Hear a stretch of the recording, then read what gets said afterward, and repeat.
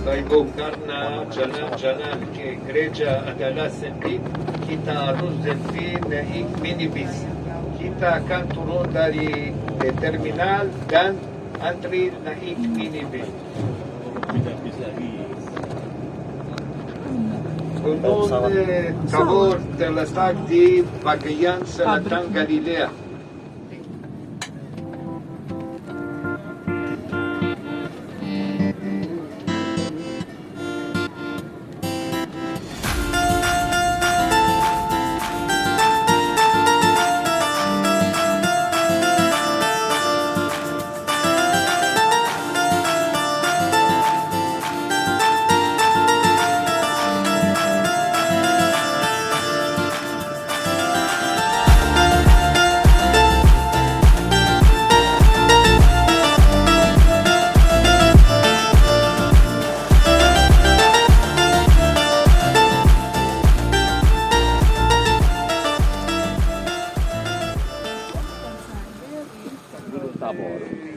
Ini puncak Gunung Tabor berada di atas ketinggian 588 meter dari permukaan laut, dan ini termasuk dianggap gunung yang suci karena ada beberapa peristiwa di sini.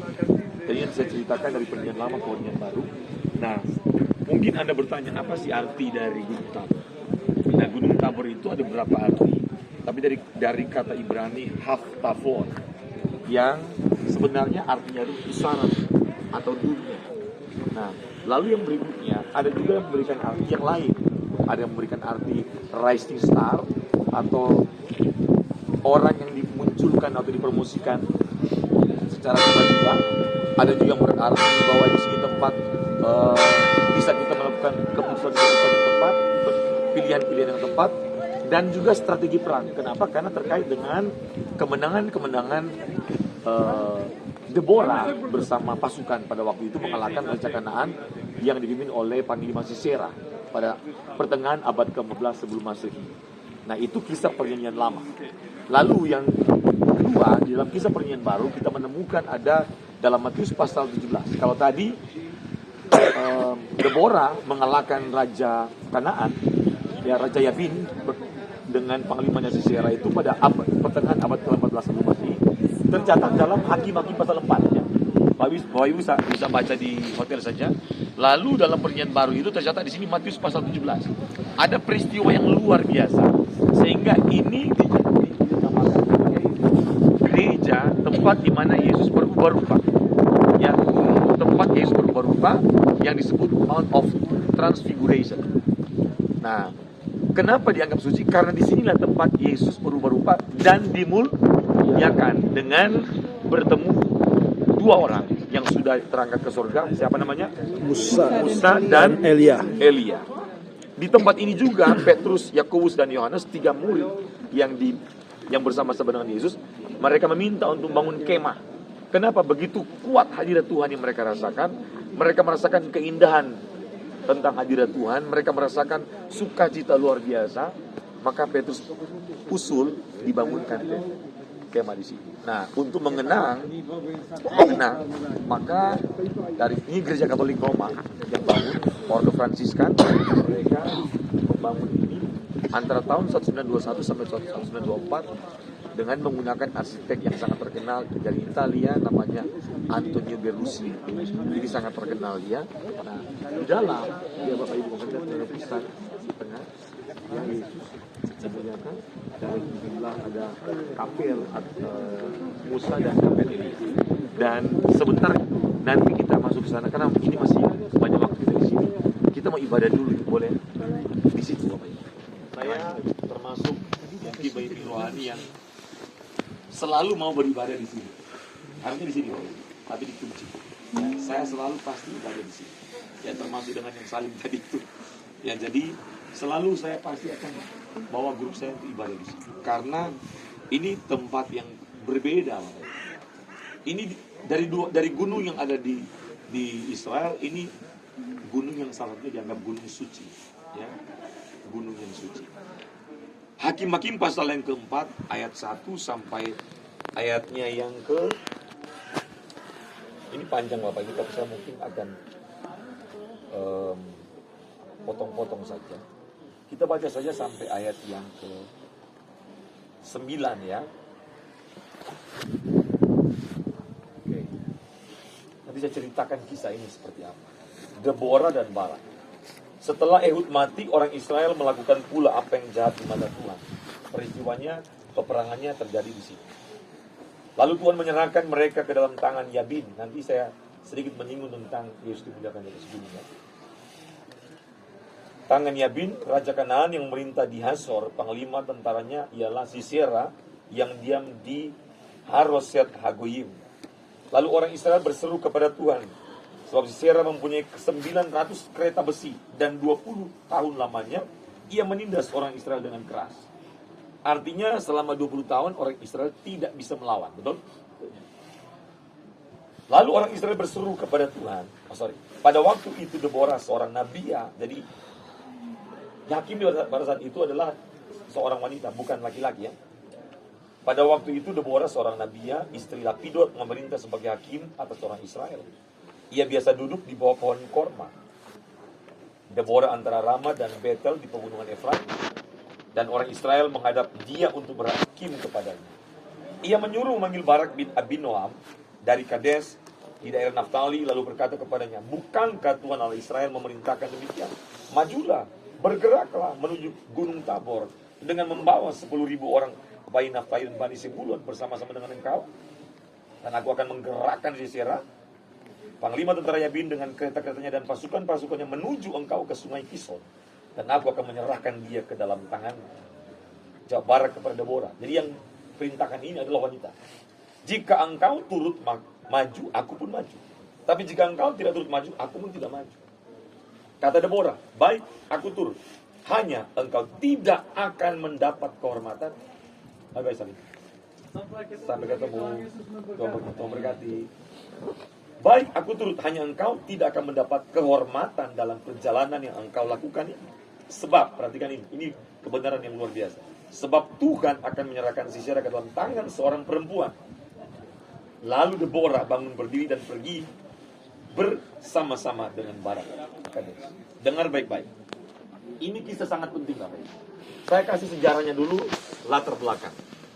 Jadi, sebelum Israel menjadi kerajaan yang dipimpin oleh seorang raja, maka Israel itu di zaman Musa mereka masih dipimpin oleh seorang nabi, betul? Tapi ketika mereka masuk tanah Kanaan, tanah perjanjian, mereka berubah dalam sistem pemerintahan. Mereka menggunakan sistem hakim-hakim.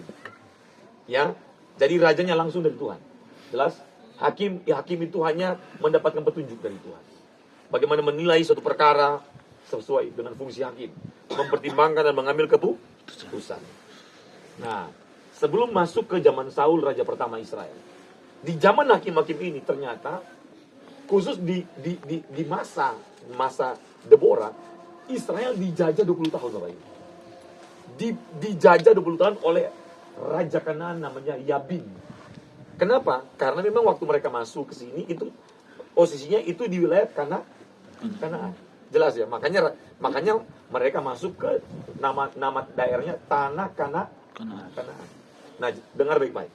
Itu terjadi di pertengahan abad 14 sebelum Masehi. Nah, daerah yang kita berdiri ini, Bapak Ibu, daerah ini sekitar ini 400 meter kali 1,2 kilo, ya, 1.200 meter, lebar 400 meter. Ini adalah perbatasan tiga suku. Waktu itu kan dibagi-bagi ya. Jadi waktu mereka masuk, mereka bagi-bagi tanah-tanah wilayah kecuali suku Lewi, betul? Yang mereka di sini ini perbatasan 3 suku, Isakar, Naftali, dan Sebulun. Maka Anda lihat, kok bingung ya? Yang menyertai Barak perintah Deborah 10.000 pasukan Bani Naftali dan Sebulun. Betul kan? Paham ya Bapak Ibu? Karena memang di sini suku-suku itu tinggal di daerah sekitar sini. Tetapi yang anehnya dalam peristiwa ini, Barak nggak percaya diri, betul. Padahal dia panglimanya. Halo, di zaman dulu raja nggak maju, panglima yang maju, betul. Setuju ya? Nah, kalau zaman hakim-hakim, kalau dia seorang nabi, Deborah, bukan dia maju, pasti harus panglima. Tapi waktu Deborah perintahkan kepada Barak, dia nggak pede. Kenapa? Karena dia sudah tahu yang menunggu dia lawannya ngeri sekali.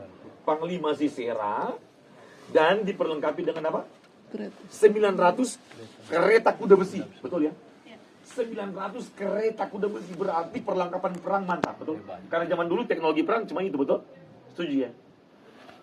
Ternyata ini bicara tentang bagaimana seorang wanita itu bisa dipakai Tuhan. Amin. Amin. Tadi masih ingat? Masih ingat ya?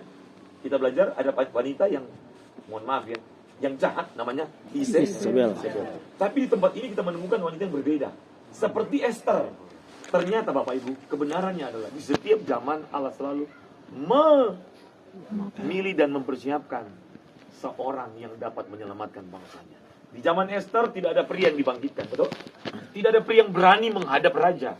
Dan pada zaman itu Raja Ahasveros membuat satu namanya perlombaan Miss Universe pertama di dunia. Diikuti oleh 1231 wanita di seluruh wilayah kekuasaan hampir seluruh dunia. Karena Ahasveros waktu itu dia berkuasa hampir seluruh dunia, Bapak Ibu. Hampir seluruh dunia. Menurut penafsir 1231 wanita tercantik. Esther hanya ya anak hati. Betul? Betul nggak? Iya. Tapi ternyata Tuhan pakai Esther. Dan di zaman hakim-hakim Tuhan pakai Deborah. Apa sudah? Tuhan pakai Deborah. Ini luar biasa. Makanya saya berikan tema khotbah saya di sini, Yesus dan wanita yang dimuliakan. Amin. Kalimat yang tadi bagus. Saya baca ya. Ini Bapak Ibu bagus sekali kalimat ini. Kalimatnya begini. Kata Deborah, baik, aku turut. Hanya engkau tidak akan mendapat kehormatan. Betul? Dalam perjalanan yang engkau lakukan ini. Sebab apa? Tuhan akan menyerahkan Sisera ke dalam tangan seorang perempuan. Deborah sudah tahu, pasti menang. Amin. Amin. Deborah sudah tahu, pasti menang. Apa maksudnya? Ternyata Deborah memiliki kepercayaan yang lebih kuat, lebih kokoh, lebih tangguh daripada seorang Barak yang lebih berpengalaman dan seharusnya lebih strong, betul?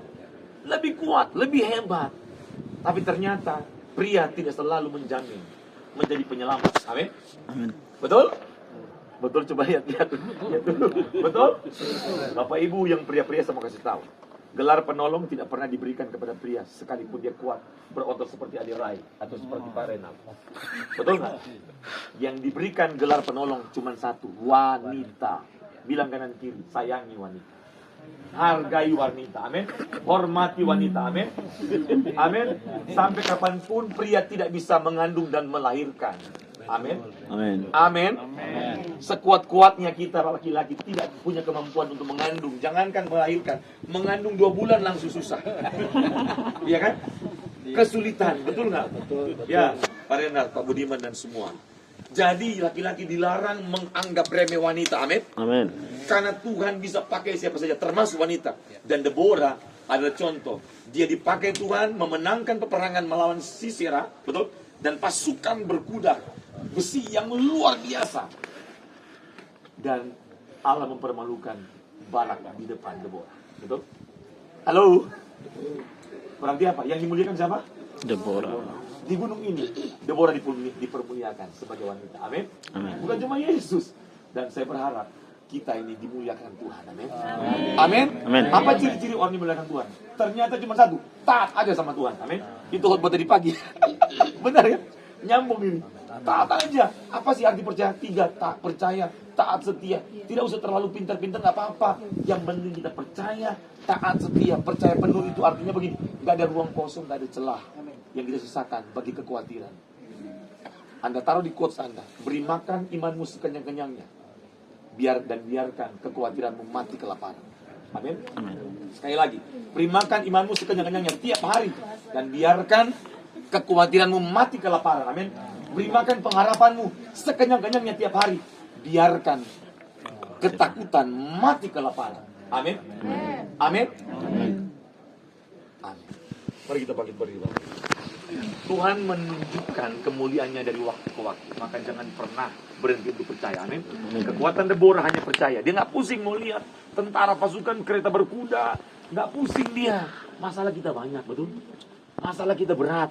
Bapak Ibu, Allah kita nggak pernah bergantung kepada masalah. Amin. Deborah, contoh nyata. Dia menjadi pemenang, mengantar kemenangan bagi Israel. Dan di sini juga Yesus dimuliakan. Amin. Saya berharap kita mau pulang kemenangan-kemenangan dari Tuhan, kesembuhan dari Tuhan, kemuliaan dari Tuhan. Kita di dalam boleh? 10 menit boleh ya? Oh, iya.